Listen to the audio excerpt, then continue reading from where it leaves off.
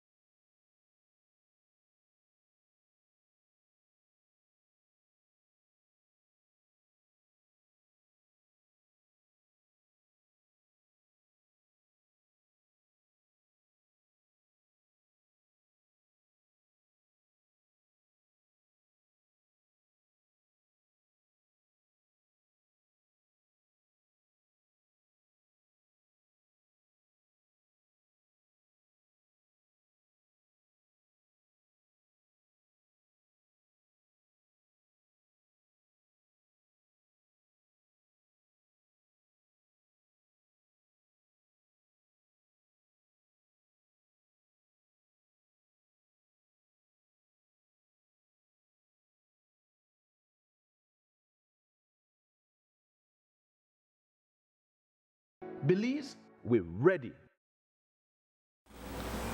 Welcome back with your news. I am MarKeisha Young. 6-year-old King Shaquille Wade, an infant 2 student of Plush Street in Belize City, died after falling into a zero visibility canal adjacent to the home of his babysitter, 56-year-old Jennifer Fitzgibbon. He was in her care at the time, having just arrived from school. Based on the timeline that his family managed to piece together, he may have gone underwater from as early as 2 p.m. King's cousin, also in his age range, saw him fall into the water, and Fitzgibbon says he notified another child, while King's family says he notified an adult. Whatever the case, it was not until King's 12-year-old sister arrived from school and she asked for him that the realization set in that he was actually missing, and a search started in the area. They would later find his slippers in the canal at around 4:30 p.m. and that led to another frantic search in the murky waters. Fitzgibbon spoke with us off camera. I made it get ready for go out, go carry one next the baby home. And same time, I look for go through the gate. So I tell her, King don't go through that gate because he like walk out. So I tell her, come inside, I sit down on the refrigerator at the front of here in the brother, because when I come back, I will be the brother. But apparently, I never did get forgotten again.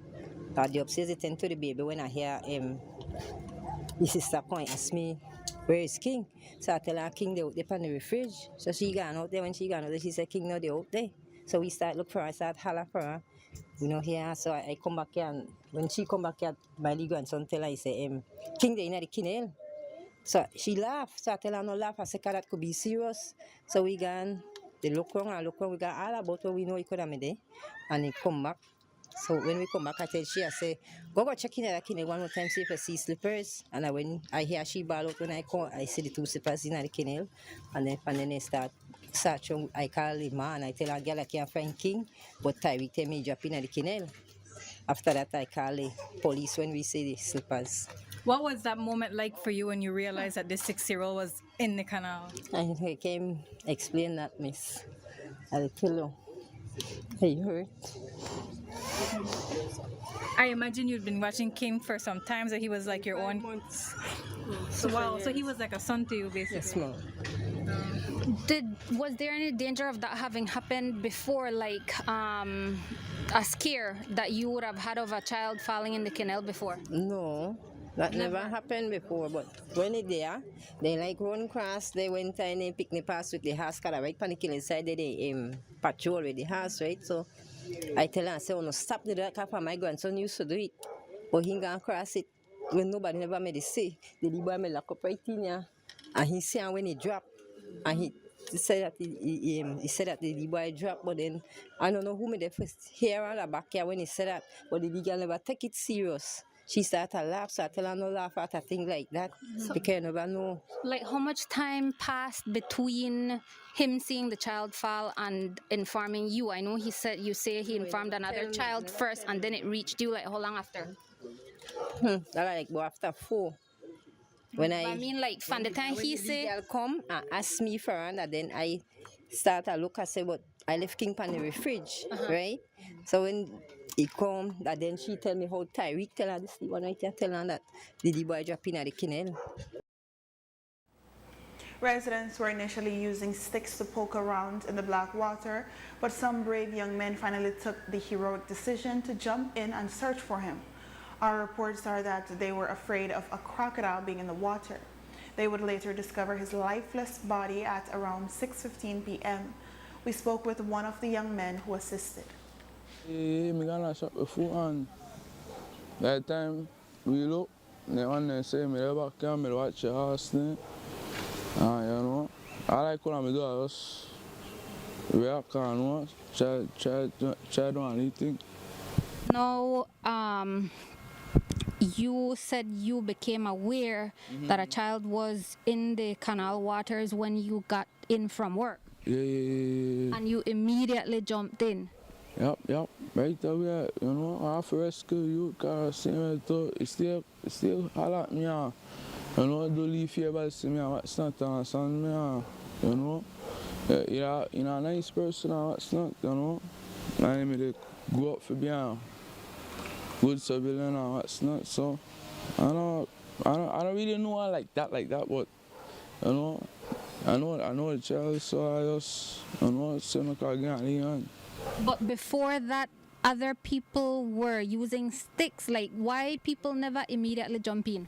Well, everybody may just had a theory like others big animals within there when they would like receive injuries when I don't really want to understand me. Like So, crocodiles. yeah. Understand me? So people are afraid. Yeah, and I'm afraid shock and leave it. So I was telling with the amount of people there, I don't expect big animals for long as jumping. So I don't know when I jumping, anything got me, I also go back to the edge and jump out. So, no, in essence, just made it feel wrong. Yeah. We just gonna use our foot and what's not. To like try to feel other things and what's not. So how we could stumble upon the body. And one of we good brothers, to find out we just assist and pull up. Cause we couldn't wait for a Coast Guard. Remember I saw a young man in a yellow me jumping when it's supposed to be send on a Coast Guard, but everybody there to wait for a Coast Guard and like barely anybody want to assist. So I just jump in and I see other people in the neighborhood, other young men they jump in too, about 3-4 along with me and like I tell you, young man when they supposed to in a Coast Guard and the search party stumbled upon the body. Police have taken a statement from Fitzgibbon, and King's family says they will leave the matters in their hands. Fitzgibbon is the grandmother of King's cousin who saw him fall into the canal. King's mother was too distraught to speak with us today, but her sister, Sharon Wade, told us that to prevent a reoccurrence, residents with young children near canals should ensure their properties are appropriately fenced off. She says they are still trying to figure out how this could have even happened. Still in shock, still in disbelief, still trying to figure out what went wrong. That babysitter has been babysitting King Shaquille from since he was 3 months old, so that's approximately 6 years. She has been his babysitter. What went wrong? I have no idea. I do know that my other nephew that was there with King Shaquille, he alerted someone in the yard that King Shaquille fell into the canal. However, I guess they thought that they were playing and didn't believe, so no one took it as an alert or anything to that until my niece came from school and she started asking where was her brother, because then my nephew told her that King fell in the canal and he didn't came up. Where was the babysitter? I have no idea. Family gave King Shaquille the nickname Sweet and Sour, and that name just explained who he was, a little bit mischievous, but most of the time sweet. So yeah. And does your sister blame the babysitter? She's not casting blames. The family is not casting blames. We're leaving all things into the police as they're doing their investigations. And what we're just trying to move forward to lay my nephew to rest. We are grateful for the men that jumped in, that brought him up, And You were not there, but were you seeing all this play out on social media? I was actually at work, and one of my co-workers came in and she was like, a baby fell in the canal from 3 o'clock and they just found him. This was like minutes to 6. And I sat there and I was talking to her and told her that we have an older sister who fell in the canal when she was younger too, and we just literally sat there and was conversing about it. And I got up and I went to the bathroom, and when I went to the bathroom I checked my phone, saw all the missed calls from all different, so I decided to call my sister who is abroad, and that's when she told me. So instant I left work and met them at the hospital. You said an older sister fell in the canal. What did they save her? Yes, my mom did. She was with my mom. At that time, the bridge, that was way back in the days. So the bridge wasn't the bridges that were now. It was just one board. They was just starting to build bridges. So it was just one board and she fell. But my mom did her mom's job and, saved her child. King died on the birthday of his father, who was gunned down in the 8 Miles community 4 years ago. King would have turned 7 years in December. A post-mortem awaits. Will Mejia, leader of the Belize Territorial Volunteers, was extremely disappointed after a sad showman appeared on a local talk show and was asked to discuss the missed opportunity by Belize to report on the world stage at the UN General Assembly last month about the Guatemalan Armed Forces' aggression against the BTV at the Star Stoon. Showman also trivialized the BTV encounters with the GAF, saying they were not rammed when the aggressive action by the Guatemalan captain was unmistakable. He was also displeased with Showman, who said he doesn't know when the court case with the ICJ would finish.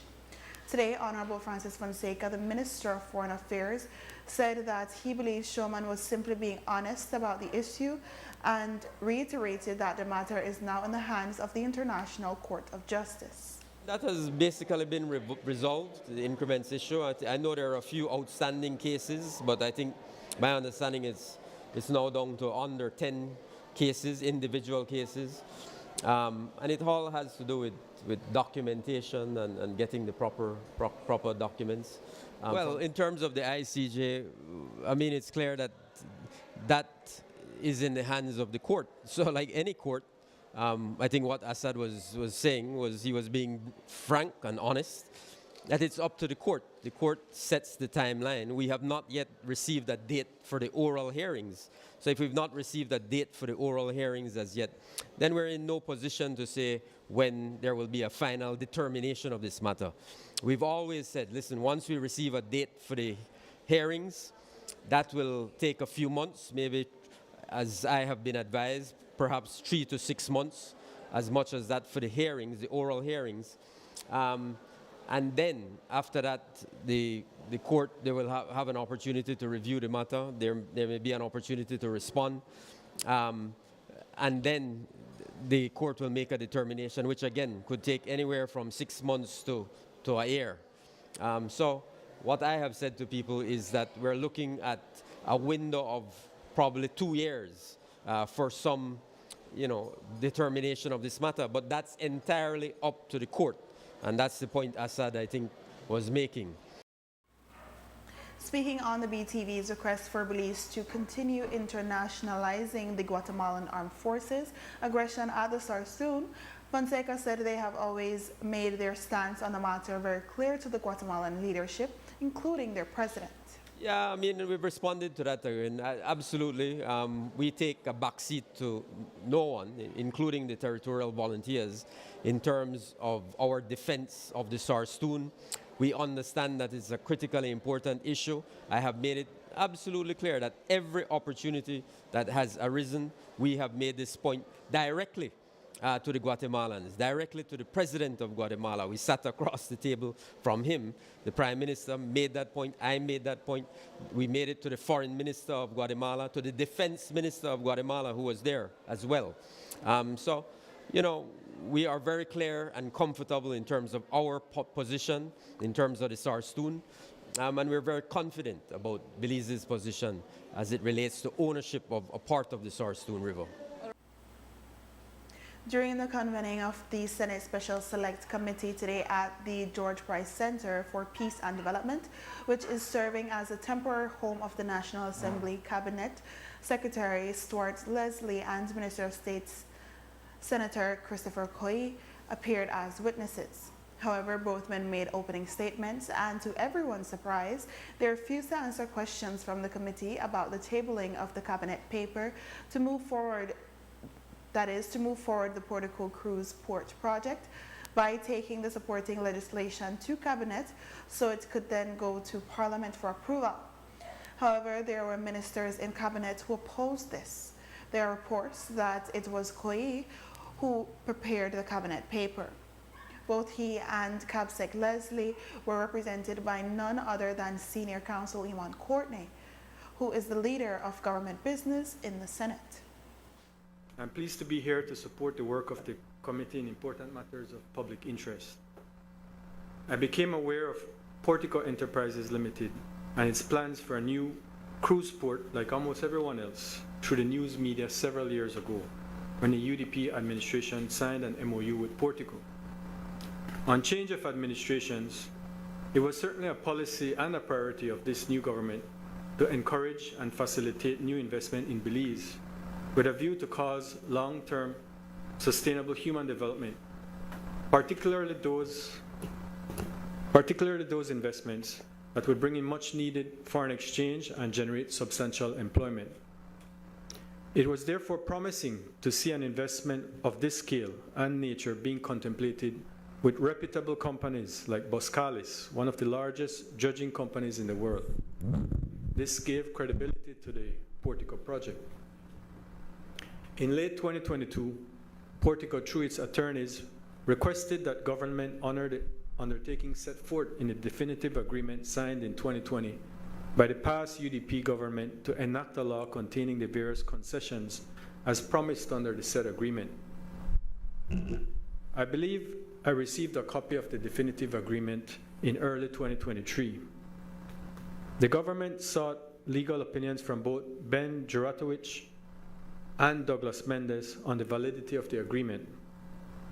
Eventually, a cabinet paper and draft bill were prepared in accordance with the legal advice. The bill was shared with the Ministry of Tourism and others and underwent numerous iterations based on comments provided. The paper and bill were presented to Cabinet in mid-May 2023 after thoroughly reviewed and edited by Senior Counsel Mendes in furtherance of his opinion. Cabinet did not approve the paper. Those are the facts with which I am familiar, and I have no further evidence to give. Koi then went on to say that since the change of government, Boscalis and Royal Caribbean intended on making multi-million-dollar investments in Belize, but that has been railroaded, including due to the inquiry. With the barrage of propaganda on this project and even this inquiry, it is unclear where that level of interest now stands. From a development perspective, as it relates to this project, Belize has lost. There has been no foreign investment, no capital inflow, there has been no employment generated, there has been no foreign exchange generated. There has been no economic diversification in this area. In fact, the cruise tourism product has experienced degeneration, not modernization. While overnight tourism has been performing tremendously, cruise tourist arrivals continue to fall.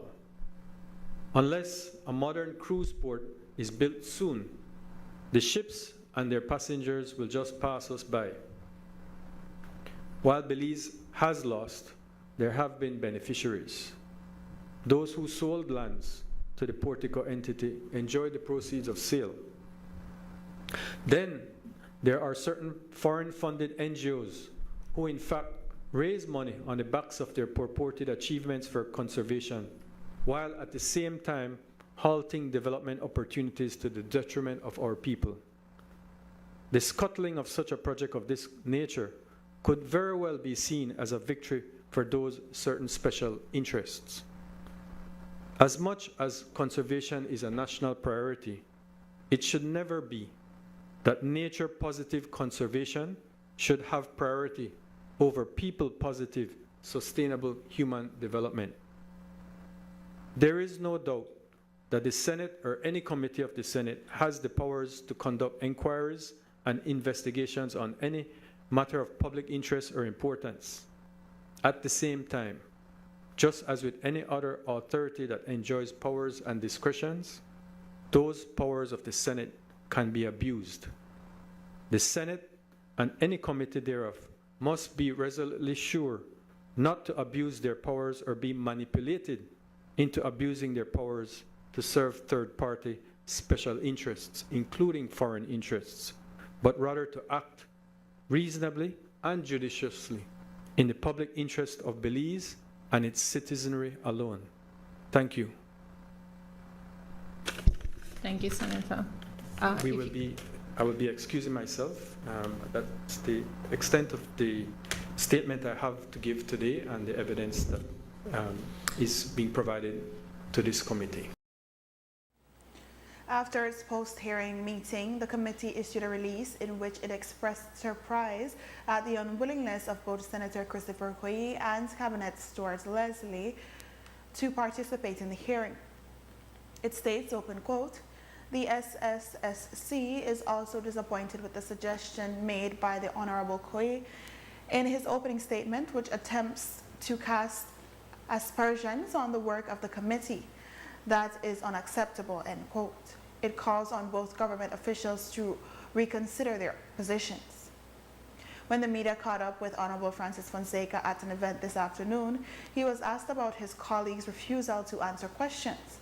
Fonseca said he was not made aware of what happened, but can only believe that they were following directives from their lawyer. Well, I didn't see anything that you're talking about today, so the first time I'm hearing about it. I've been busy all day today. You know, obviously with these hearings, I'm sure they were given legal advice.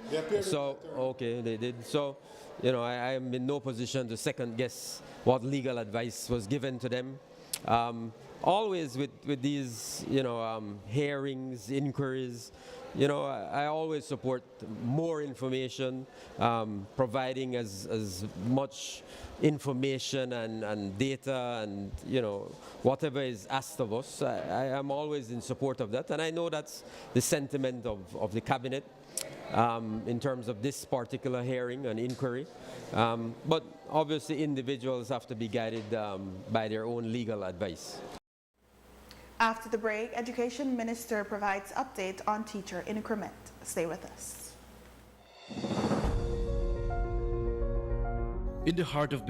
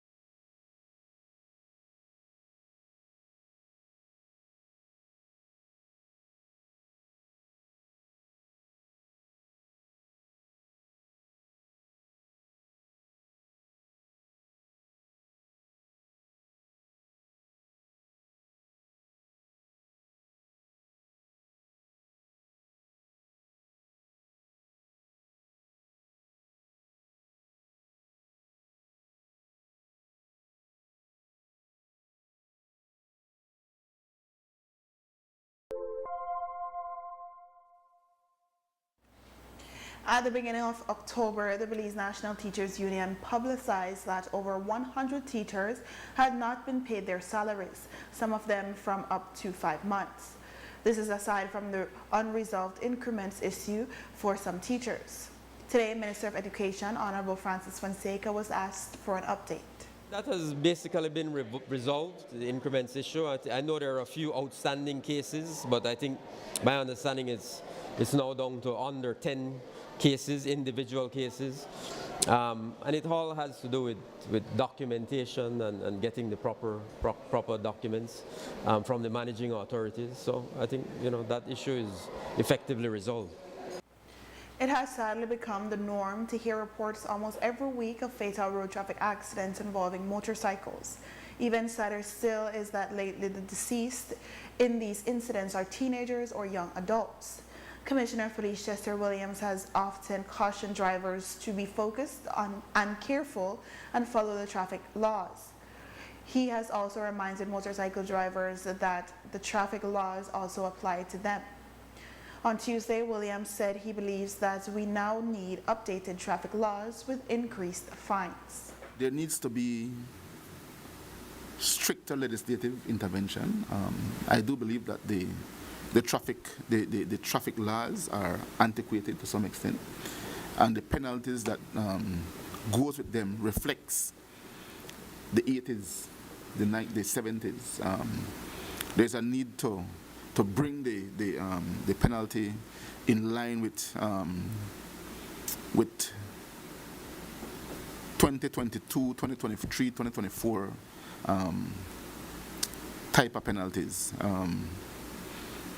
A $25 fine in the 70s would be like a $500 fine today, right? So we need to look at that.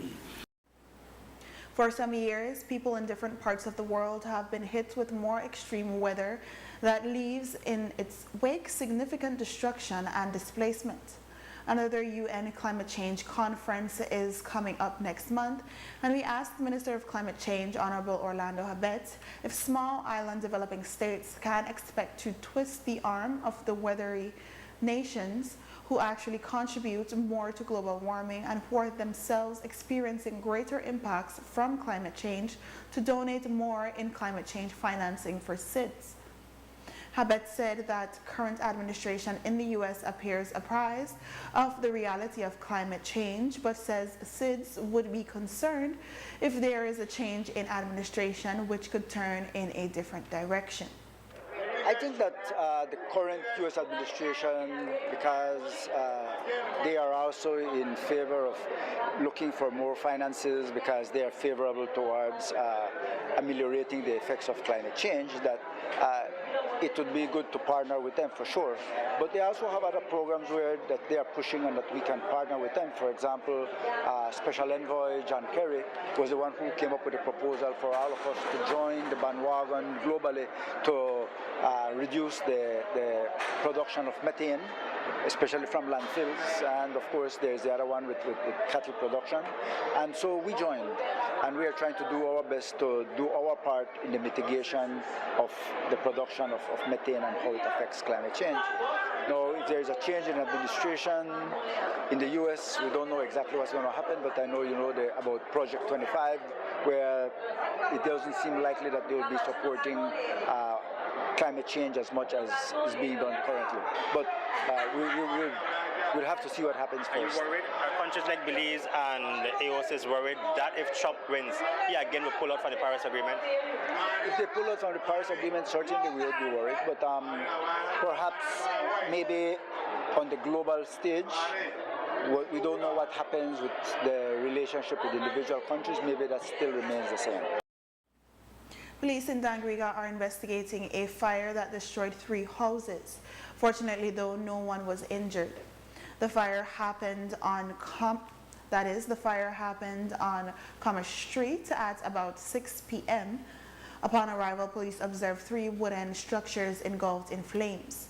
Initial investigation revealed that neighbors in the area noticed a fire in one of the buildings and alerted the fire department. However, the fire spread to the 2 other buildings. The estimated damages are unknown at this time. Someone close to the owner indicates that people who have nowhere else to go would often hang around in the area and would make themselves at home, even lighting fires sometimes. After the break, a new interactive Maya exhibit opens at the Museum of Belize. Stay tuned. Take a deep breath. You feel that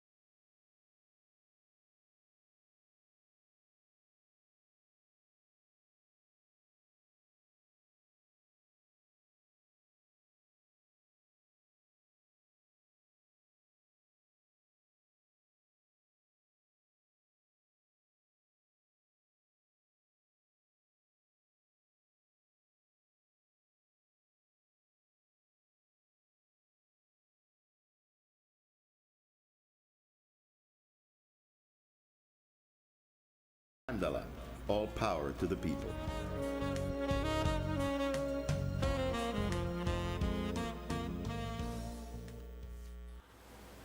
Back in August, Cabinet asked the Minister of Sustainable Development for his ministry to spearhead an initiative to get Belizeans to plant 1 million trees over the next 5 years, especially in urban and suburban areas.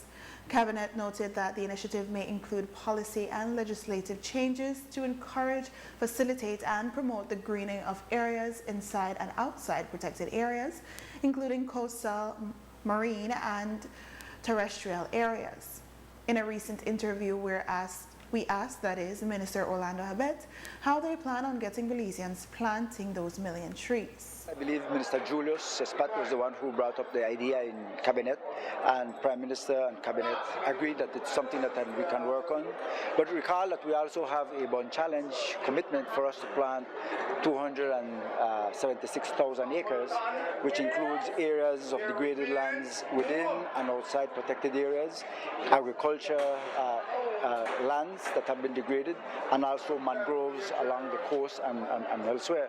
So it will be part of our bond challenge, but because they want to see how we can plant these million trees as soon as possible, we formed a small task force, and with the ministry, we are right now preparing a cost and estimate so as we could present to Cabinet to see if we can find the funds to do it. But there was another idea that can be part of it, but it might not be sufficient. So we are thinking about making some policy changes in other sectors that can be amended or added so that it incentivizes people to be able to plant. So, for example, if the Ministry of Finance issues a concession or for a company that comes in, but not a concession, but there is a foreign direct investment. And if that investor comes in to invest, let's say, $10–20 million, more than likely, many of these companies request from the Ministry of Finance to get a financial incentive, a fiscal incentive. So if a fiscal incentive says, well, you can bring in your equipment duty-free, you can bring in utility vehicles free of duties, then we can put within that piece of legislation that, yes, you will get your fiscal incentive, but there is one condition that you will have to plant a certain percentage of trees, 10,000 trees, 5,000 trees, which is good for us. Would that include, because you're saying you have to find financing around Belize City, along Belize City? Well, I would want to say, I would want to say so. So we are always talking about the destruction of the mangrove because of the development, putting in infrastructure, hotels, whatever. So that can be one way that we can also get back to plant. They might not be able to plant it in the same particular area, but they can plant it elsewhere, nearby or wherever, as long as you put back the mangroves. A ceremony was held at the Museum of Belize in Belize City today for the opening of a new interactive Maya exhibit. The exhibit, which was organized by the National Institute of Culture and History, is titled Maya Creating Civilization and looks back at the many years the Maya culture was flourishing and what a modern civilization can learn from what the Mayas discovered about nature. The exhibit is also available online and is easily accessible to those who may not have the opportunity to see the exhibit in person. Following the ceremony, Minister of Culture, Honorable Francis Fonseca, spoke of the importance of the exhibit. It's about accessibility, obviously education, as I mentioned in my remarks, tying culture, education, technology. That's how we make culture accessible to everyone. That's how we make our history accessible to everyone. So that's what this is all about, this Maya exhibit, civilization. And, you know, as I made this point in my remarks, it's about, for me, it's about our young people, our students, ensuring that they have an opportunity to access this kind of information, this kind of material. So it's tied as well to our, as you know, we previously launched the whole Access 501, portal. So it's tied to that as well. So absolutely, it's about that. Ensuring that all of our people have an opportunity to engage with and interact in an educational way with our history and culture. And this is an excellent beginning to that process. The technique used to make the exhibit pieces available digitally is called digital archaeology. Research and Enforcement Officer at the Institute of Archaeology, Akira August, explained the process. The Institute of Archaeology embarked on a new project of digital archaeology, where we use photogrammetry and LiDAR to create 3D models and 3D images of our artifacts and of our monuments and different parts of our structures, different important parts of our structures. Okay, so when you use photogrammetry, it's a photo process. So you would take an image, you would take an artifact, put it on a laser Susan, or what we call a turntable in the baker's world, and you would turn the object around and take several photos of it, ranging from 100 to maybe up to like 500 photos of it in different angles and on different sides of the artifact. Then the app that we use is Polycam. Polycam then meshes all those images together to create this image, right? So with LiDAR now, we use the LiDAR on our iPads via Polycam to scan different monuments, different stelas, like the Nimli Punet stela out there. And as you would see in here on the interactive screen, the West Frieze at Shenantonich. And student representatives from 6 high schools participated in a panel discussion on mental health. The youth panel discussion was held at the Princess Hotel in Bidi City and was attended by students from 13 high schools. The topics of discussion were pre-selected and there were professionals on hand for guidance, but it also provides the opportunity for youths to share their experiences and their thoughts on matters of mental health. President of the Mental Health Association, Krista Courtney, shared more about the event and its importance. Mental Health Association, funded by UNICEF and in collaboration with the Department of Youth Services, have put together a panel discussion that is led by high school students. We have 6 different panelists from 6 different high schools that will be represented. 13 different high schools are in attendance, and the idea around the theme for suicide prevention this year and for the next few years is changing the narrative. And so we thought one way to change the narrative is to make sure that youth have a place, a safe place, guided, to have conversations about their experience surrounding suicide and suicide prevention and mental health on a whole. So the questions have been specifically curated to sort of encourage that type of experiential discussion and to encourage them to ask questions of their peers. There is a moderator and of course professionals on standby in case we need to intervene. But the idea is that they're having conversations anyway. And so we'd love to give them a safe space to have conversations about suicide, suicide prevention, give them tips and ideas. There's also resources, of course, that are printed out and available for them while connecting them with the UNICEF resources, the U Report program, etc. And with that, we have come to the end of our newscast. A repeat can be viewed on this station later tonight at 9 and again tomorrow at midday. Join us again tomorrow for another news broadcast. I am MarKeisha Young. Have a safe and enjoyable evening.